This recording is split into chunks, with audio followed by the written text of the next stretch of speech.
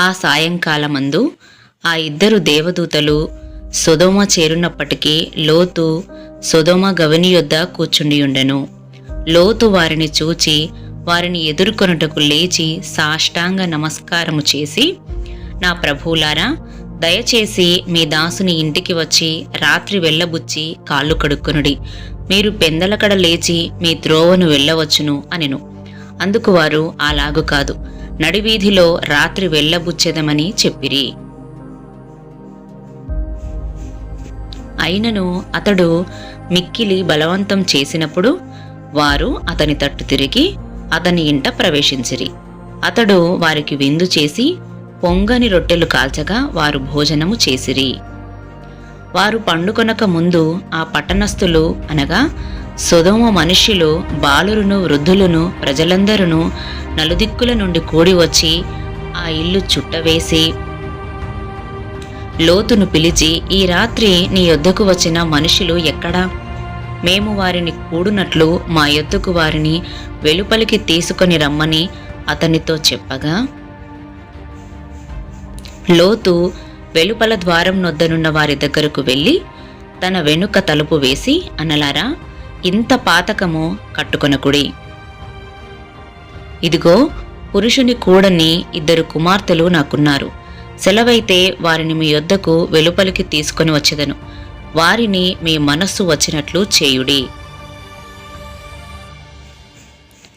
ఈ మనుషులు నా ఇంటి నీడకు వచ్చియున్నారు కనుక వారిని మీరేమీ చేయకూడదు అని చెప్పినప్పుడు వారు, నీవు అవతలికి పో అనిరి.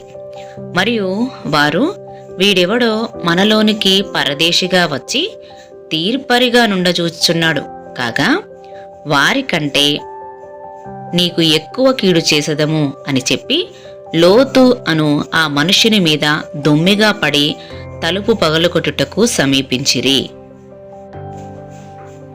అయితే ఆ మనుష్యులు తమ చేతులు చాపి లోతును ఇంటి లోపలికి తమ యొద్దకు తీసుకొని తలుపు వేసిరి. అప్పుడు వారు పిన్నలు మొదలుకొని పెద్దల వరకు ఆ ఇంటి ద్వారము దగ్గరనున్న వారికి కనుమొబ్బు కలుగజేయగా వారు ద్వారము కనుగొనలేక విసికిరి. అప్పుడా మనుష్యులు లోతుతో, ఇక్కడ నీకు మరి ఎవరున్నారు?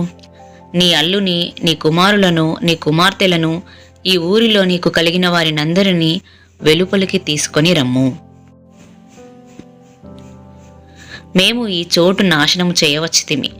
వారిని గూర్చిన మొర యెహోవా సన్నిధిలో గొప్పదాయను కనుక దాని నాశనము చేయుటకు యెహోవా మమ్మును పంపెను అని చెప్పగా, లోతు బయటికి వెళ్ళి తన కుమార్తెలను, పెండ్లాడనయ్యున్న తన అల్లులతో మాటలాడి, లెండి, ఈ చోటు విడిచిపెట్టి రండి, యెహోవా ఈ పట్టణమును నాశనం చేయబోచున్నాడు అని చెప్పెను.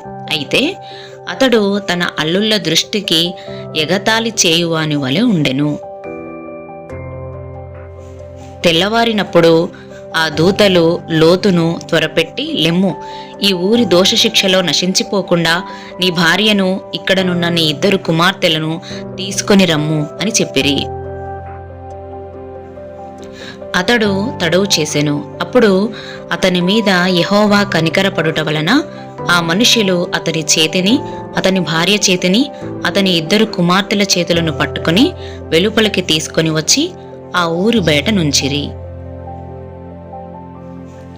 ఆ దూతలు వారిని వెలుపలికి తీసుకొని వచ్చిన తరువాత ఆయన, నీ ప్రాణమును దక్కించుకొనున్నట్లు పారిపొమ్ము, నీ వెనుక చూడకుము, ఈ మైదానములో ఎక్కడనూ నిలువక నీవు నశించిపోకుండా ఆ పర్వతమునకు పారిపొమ్ము అని చెప్పగా, లోతు, ప్రభువా, అలాగు కాదు, ఇదిగో నీ కటాక్షము నీ దాసుని మీద వచ్చినది. నా ప్రాణము రక్షించుట వలన నీవు నా ఎడల కనపరిచిన నీ కృపను ఘనపరిచితివి. నేను ఆ పర్వతమునకు తప్పించుకొని పోలేను. ఈ కీడు నాకు సంభవించి చచ్చిపోదునేమో. ఇదిగో, పారిపోవుటకు ఈ ఊరు సమీపంలో ఉన్నది. అది చిన్నది, నన్నక్కడికి తప్పించుకొని పోనిమ్ము. అది చిన్నది కదా, నేను బ్రతుకుదును అని చెప్పినప్పుడు ఆయన, ఇదిగో, నీవు చెప్పిన ఈ ఊరు నాశనం చేయను. ఈ విషయంలో నీ మనవి అంగీకరించి తిని. నీవు త్వరపడి అక్కడికి తప్పించుకొని పొమ్ము, నీవక్కడ చేరు వరకు నేనేమీ చేయలేను అనెను. అందుచేత ఆ ఊరికి సోయరు అను పేరు పెట్టబడెను. లోతు సోయరుకు వచ్చినప్పుడు ఆ దేశమున సూర్యుడు ఉదయించెను. అప్పుడు యెహోవా సొదొమ మీదను గొమొర్రా మీదను యెహోవా యొద్ద నుండి గంధకమును అగ్నిని ఆకాశము నుండి కురిపించి ఆ పట్టణములను, ఆ మైదానమంతటిని, ఆ పట్టణములలో నివసించు వారినందరినీ, నేల మొలకలను నాశనము చేసెను. అయితే లోతు భార్య అతని వెనుక నుండి తిరిగి చూచి ఉప్పు స్తంభమాయెను. తెల్లవారినప్పుడు అబ్రహాము లేచి తాను యెహోవా సన్నిధిని నిలిచిన చోటికి వచ్చి సొదొమ గొమొర్రాల తట్టును, ఆ మైదానపు ప్రదేశము యావత్తును చూడగా, అదిగో ఆ ప్రదేశపు పొగ ఆవము పొగవలే లేచిచుండెను. దేవుడు ఆ మైదానపు పట్టణములను పాడు చేసినప్పుడు దేవుడు అబ్రహామును జ్ఞాపకం చేసుకొని లోతు కాపురమున్న పట్టణములను నాశనం చేసినప్పుడు ఆ నాశనము మధ్యన లోతు నశించకుండా అతన్ని తప్పించెను. లోతు సోయరులో నివసించుటకు భయపడి తన 2 కుమార్తెలతో కూడా సోయరు నుండి పోయి ఆ పర్వతమందు నివసించెను. అతడును అతని 2 కుమార్తెలను ఒక గుహలో నివసించిరి. అట్లుండగా అక్క తన చెల్లెలితో, మన తండ్రి ముసలివాడు, సర్వలోక మర్యాద చొప్పున మనతో పోవుటకు లోకంలో ఏ పురుషుడునూ లేడు. మన తండ్రికి ద్రాక్షారసము త్రాగించి అతనితో శయనించి మన తండ్రి వలన సంతానము కలుగజేసుకొందము రమ్ము అని చెప్పెను. ఆ రాత్రి వారు తమ తండ్రికి ద్రాక్షారసం త్రాగించిన తరువాత అతని పెద్ద కుమార్తె లోపలికి వెళ్ళి తన తండ్రితో శయనించెను. కాని ఆమె ఎప్పుడు శయనించెనో, ఎప్పుడు లేచిపోయెనో అతనికి తెలియలేదు. మరునాడు అక్క తన చెల్లెలిని చూచి, నిన్నటి రాత్రి నా తండ్రితో నేను శయనించి తిని, ఈ రాత్రి అతనికి ద్రాక్షారసం త్రాగించిన తరువాత నీవు లోపలికి వెళ్ళి అతనితో శయనించుము, అలాగున మన తండ్రి వలన సంతానం కలగజేసుకొందము అని చెప్పెను. ఈ అధ్యాయంలో దేవదూతలు మనుషుల ఆకారంలో లోతు దగ్గరకు వచ్చారు. పురాతన ప్రపంచంలో అతి పాపిష్టి నగరంగా సొదొమ ప్రసిద్ధికెక్కింది. పాపంపై దేవుని కోపం, దండనలకు ఉదాహరణగా ఇప్పుడు అది నాశనం కాబోతున్నది. లోతు దేవదూతలను తన ఇంటిలోనికి ఆహ్వానిస్తే వారు ఆరుబయట రాత్రి గడుపుతాము అంటున్నారు. దీనిని బట్టి అతని ఇంటి పరిస్థితి మనకు అర్థమవుతుంది. దేవదూతలను చూసిన జనం లోతు ఇంటిని చుట్టవేసి, మేము వారిని కూడునట్లు వారిని వెలుపలికి తీసుకొని రమ్మని పిలుస్తున్నారు. అంటే ఆ జనం ఎంత బహుఘోరమైన పాపంలో ఉన్నారో తెలుసుకోవచ్చు.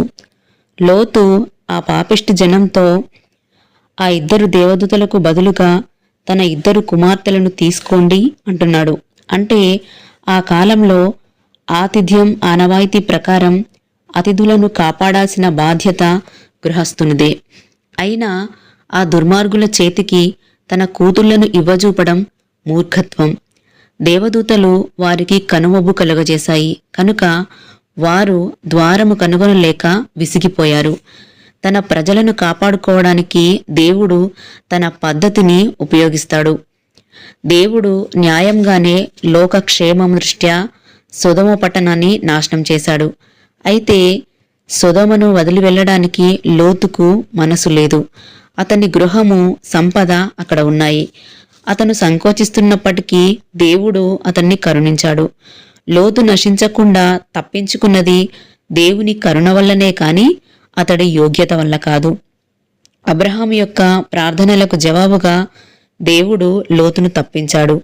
లోతు భార్య, ఆమె యొక్క మనసు సొదొమలో ఉన్న తన సంపదపైనే ఉంది కనుక ఆ దూతలు వెనక్కి తిరిగి చూడకూడదని చెప్పినా వెనక్కి తిరిగి చూసి ఉప్పు స్తంభమైపోయింది.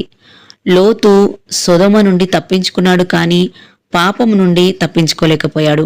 అధికంగా మద్యం సేవించి స్పృహ లేకుండా ఉన్న కారణంగా తన కూతుళ్ళు తనతోనే చేసిన పాపం గ్రహించలేకపోయాడు. లోతు యొక్క చరిత్ర శోచనీయం.